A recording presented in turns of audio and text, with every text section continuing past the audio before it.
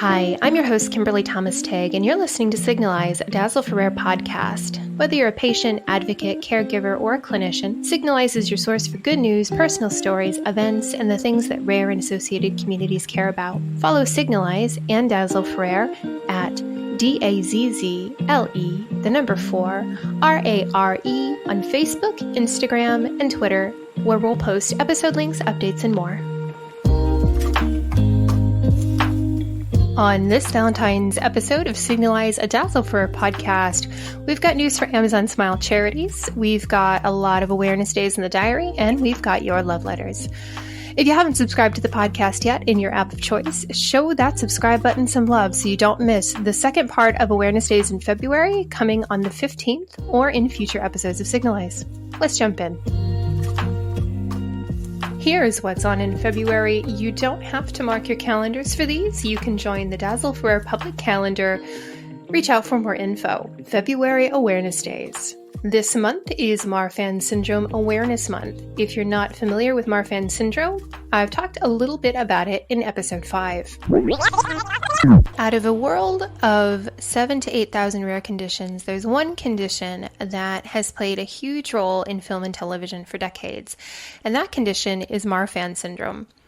Marfan syndrome is characterized by its physical presentation, in which the person may be unusually tall and slender, has arms and fingers that are disproportionately long, they may have a protruding sternum, and dental differences such as an arched palate or crowded teeth. These are some of the visible manifestations.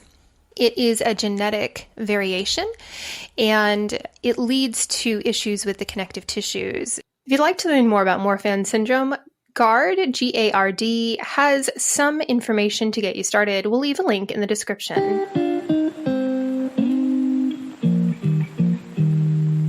Thursday, the 2nd of February, is Polyrheumatica Myalgia Awareness Day. This condition is rare in people under the age of 50, as well as Palindromic Rheumatism or Rheumatoid Awareness Day. So both of those days are on February the 2nd. According to arthritis.org, palindromic rheumatism is a rare condition where symptoms like those of rheumatoid arthritis, joint inflammation, pain, and swelling, come on suddenly and then disappear just as quickly. Palindromic rheumatism, PR, is a rare type of inflammatory arthritis.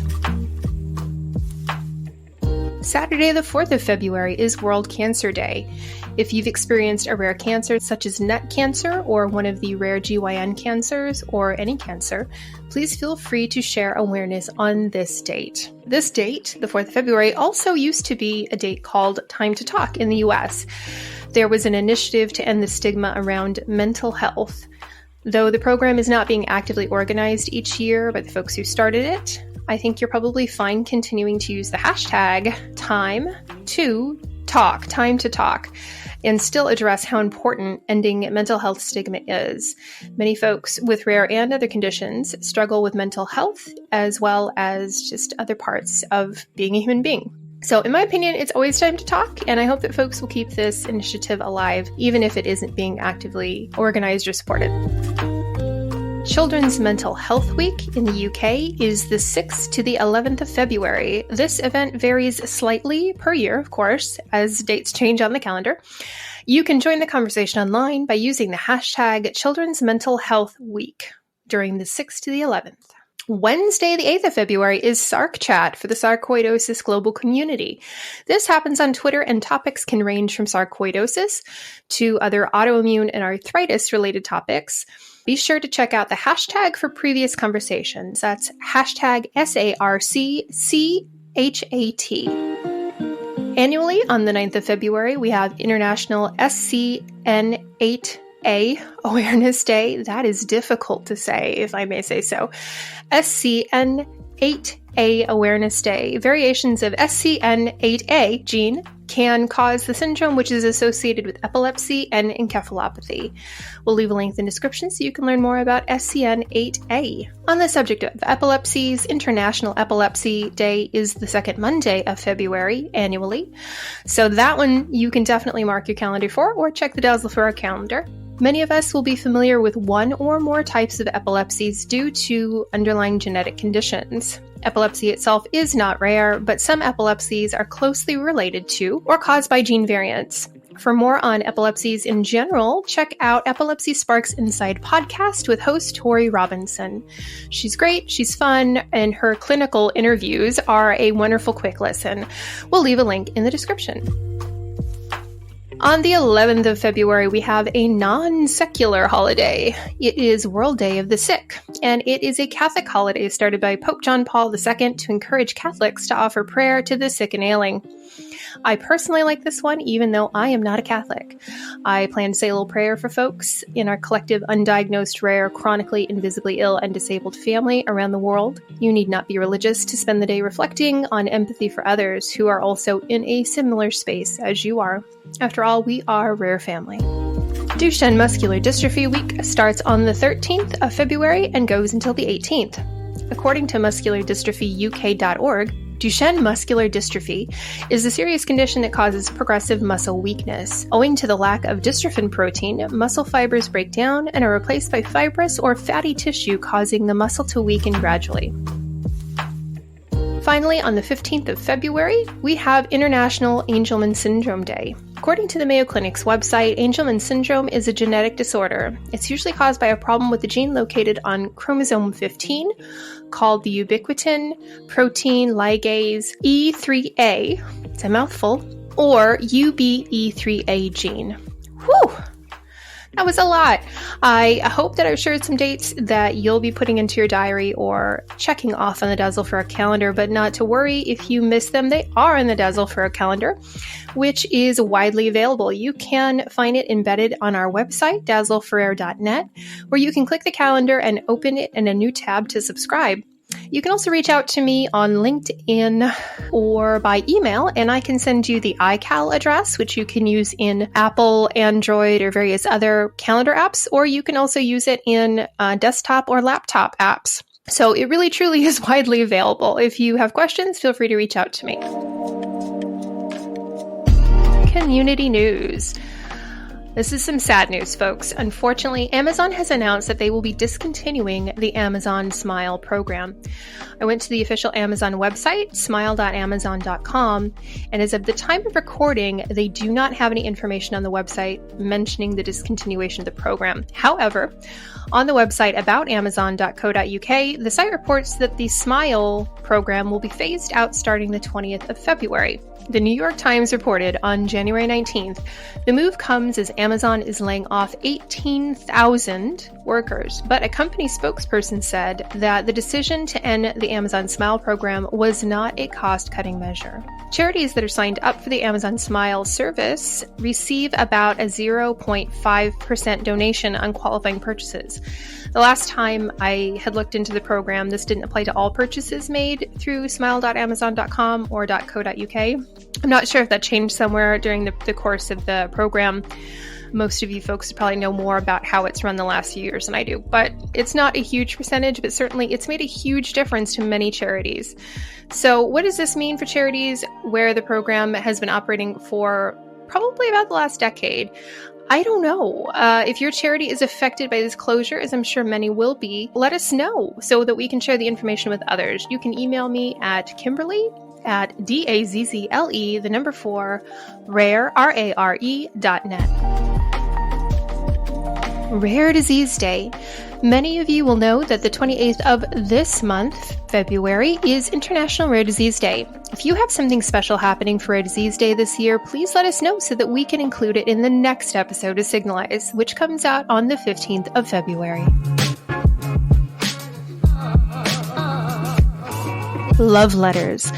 Now to the part you've been waiting for. First, we have a 2-part love letter from Men's Rare Disease Mental Health Community and an expression of love and appreciation for a special someone from our friend David Ross. If you don't know David, he runs a monthly rare disease men's mental health Zoom call where men with rare conditions or male family members or carers can speak in a safe space about mental health struggles that they or a loved one are coping with. Hi, this is David Ross. To be honest, I have two. The next one is to Chelsea, fellow rare disease connection. We share the same rare disease. This goes out to the most inspirational, kind, exciting, fun, caring person I've ever met. I couldn't love her enough. Yeah, it's been hard with us being in different countries, and I am really excited about going to New Mexico to spend some quality time with her. I appreciate everything she does, and although sometimes I feel I couldn't appreciate enough, she's my everything, and I don't know, it's the best feeling I've ever had, and despite the struggles, challenges with having a rare disease for myself and for her, obviously in different ways, one beautiful thing that has come out of it, I definitely would say, is our relationship. And yeah, much love to her with this letter. Being connected to people on social media, online, has been, well, overall really positive an experience. So my love letter goes out to all the men who took part in my film, to all the men who come to the meetings, to all the men who make time for the purpose of the group and understand the group, and to all the females out there that support it as well. My love goes to them, how amazing they all are for speaking about what they're going through, whether that be at the meetings or films, what they do in their own lives, or in their day-to-day, and with their advocacy on their own. I really appreciate being connected to them. I try not to take that for granted. So I have a lot of love for all those guys who kind of inspire me to be the best advocate I can be. So much love to all the men.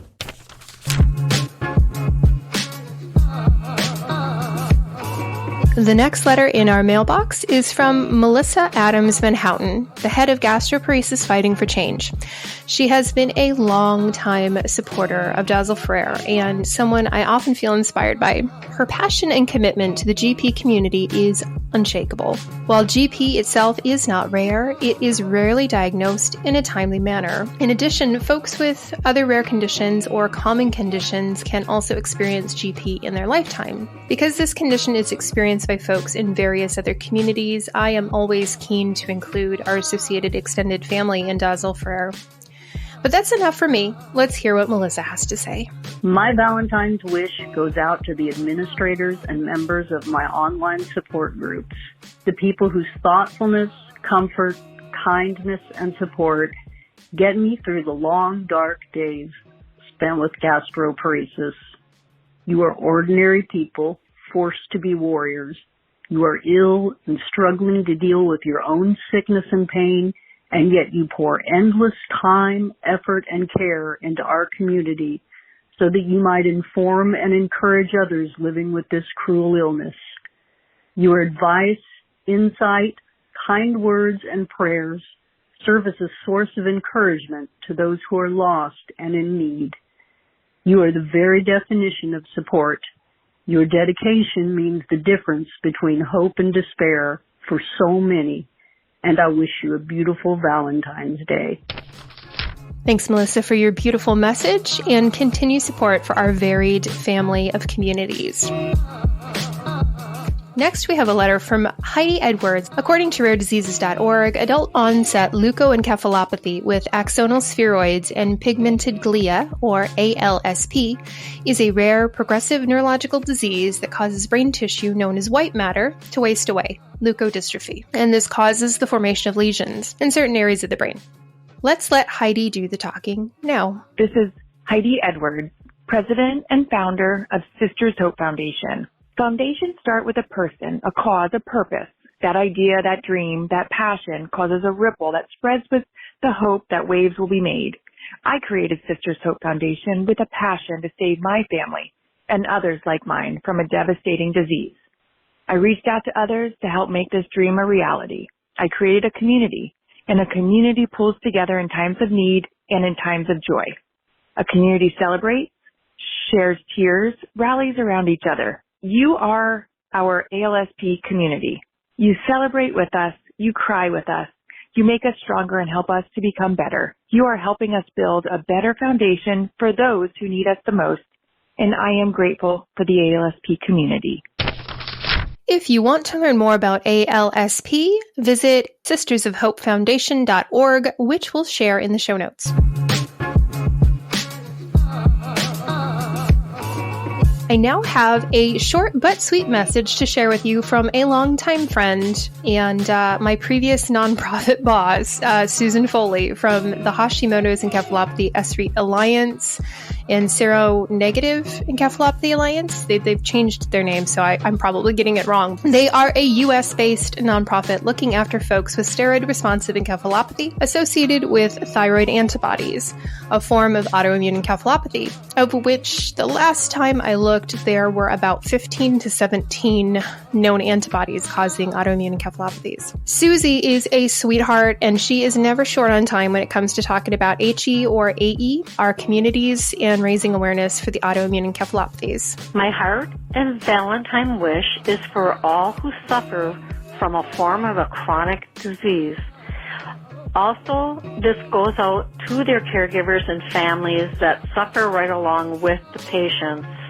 Blessings to you all.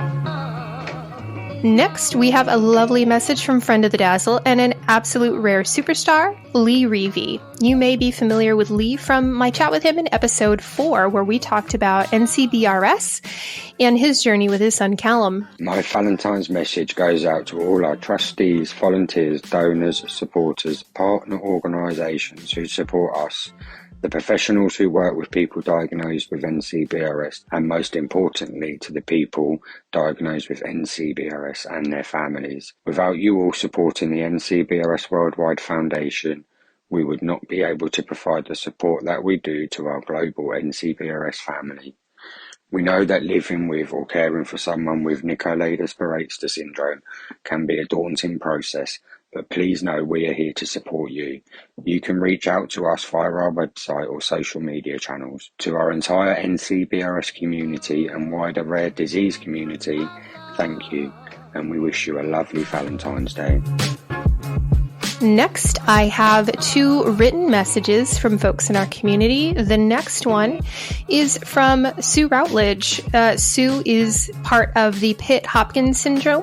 One interesting thing tying the Pitt-Hoppkins Syndrome community with the NCBRS community is that both communities have in common something we've talked about before in another episode of Signalize, which is facial morphology. Both conditions can be diagnosed in part because of very particular or strong facial features. They both have personality traits which make these communities both unique and incredibly special. Sue wanted me to share with you.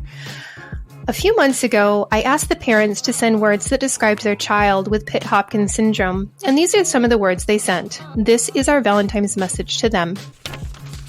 You are happy, cheeky, loving, determined, cuddly, giggly, sassy, feisty, affectionate, sociable, smiley, funny, laid back, gorgeous, comical, tactile, and mischievous. You are wonderful children that give a lot of love, and we are all better people for knowing you. That's from Sue Routledge. Hello listeners, this is Sondra Butterworth from Rarequal, your friendly community health psychologist. I wanted to give you a big thank you to those of you from the diverse and rare disease communities. This is my love letter to you for all your support and inspiration over the years. I've seen such a change in the way that communities have become more skilled, more educated and knowledgeable about our health conditions, and we're becoming more vocal and more empowered as a result. And most importantly, we've become more joined up and more together. So let's keep doing it and let's make change happen. This next letter comes to us from Lori Verton, President and founding member of ACMCRN for the arachnoiditis community. Lovely Lori is located in Canada. No alliteration planned there, folks.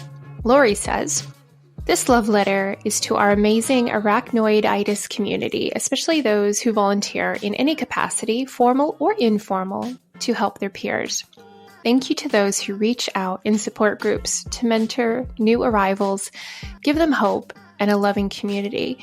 If you have answered a post in one of our social media groups, if you have shared educational resources to your families and healthcare providers, if you've purchased merchandise in support of our ACMCRN programs, you have moved our community one step closer to our goal of finding the cause, the best treatment, and options for creating a better life for all of those touched with arachnoiditis. We send loving wishes this Valentine's Day to all of our peers, patients, caregivers, loving families, motivated researchers, and healthcare providers. Our hearts are on a journey of hope and faith for a better future for Iraq warriors and our rare disease peeps all across the globe. Thanks, Lori. Our final message comes from friend of the Dazzle, Alan Thomas of Ataxia and me. No relation. We do have the same surname. My maiden name is Thomas as well, but we are not related. However, I wouldn't mind. Alan is a lovely guy. Alan has shared with me that ataxia is a Greek word meaning lack of order. So folks in their everyday lives, quite often all day, deal with issues that cause a lack of coordination, a lack of balance, and difficulty with speech. And as I'm sure we can all imagine, that would be incredibly difficult. So from our friend Alan, he wanted me to share this message with you. Valentine's Day is February 14th, and it is also the day when the Welsh Assembly, the Senedd, hold their Rare Disease Day parliamentary reception. So on the 14th, we can really love our rare disease. In some ways, we can love our rare diseases as it brings people together with one another with the same or similar health conditions, like an extended family. I can't help but agree with my friend Alan there, that at the end of the day, we are one large extended family. As human beings, as folks with rare conditions, as folks in associated groups, like our friends in the gastroparesis community, where gastroparesis is not a rare condition, but it's rarely diagnosed in a timely manner, and it affects people in such a profound way. It also is something that is a fairly common comorbidity to Ehlers-Danlos syndrome, which is the condition, one of the conditions I have. That's my primary genetic condition. I definitely have a lot of issues with not only my connective tissues, but my digestive system. I haven't been diagnosed with GP, but I definitely empathize so much with what they go through. And listening to everybody's messages that have come in over the last few days, it's really been a beautiful experience for me personally. Especially when I first heard Melissa's message, I admit I felt a profound sense of appreciation and gratitude for her community, for her work, and for the other folks in our communities and the work that I don't think they woke up one day and thought, I'm going to work in rare disease. I'm going to advocate 24 hours a day, 7 days a week, and dedicate every bit of my energy to making other people's lives better. I think a lot of us as kids wanted to make an impact on the world, but we didn't think this is the impact we were going to make. So I guess my love letter is my gratitude and appreciation for everybody who shared their love, and for everybody who, even if you couldn't participate, everybody who wanted to participate, or everybody who is going through their own personal struggles with their own conditions right now. And to all the folks who continue to support the work, not only that I do, but the work that folks like Melissa and Alan and Sue and Lee and Heidi and everyone else are doing. I can't get a little emotional. I can't personally be more grateful, because without these folks, where would our communities be? And that's a lot of pressure to carry on a daily basis. So my love letter is to you guys, and also to our extended rare disease family. Thank you for continuing to stick it out with all of us day in and day out. It's not the easiest journey. It's not the journey that we necessarily chose, but it's the one we're on, and I appreciate you guys. Thanks for listening to this heartfelt episode of Signalize a Dazzle for a podcast. Happy Valentine's Day. Thanks for listening to this week's episode of Signalize, a Dazzle for Rare podcast. To stay up to date on the podcast and Dazzle for Rare, follow us on Facebook, Instagram, and Twitter at DAZZLE, 4, Rare, RARE. And finally, if you liked this episode, share it with a friend and tag us on social media platforms.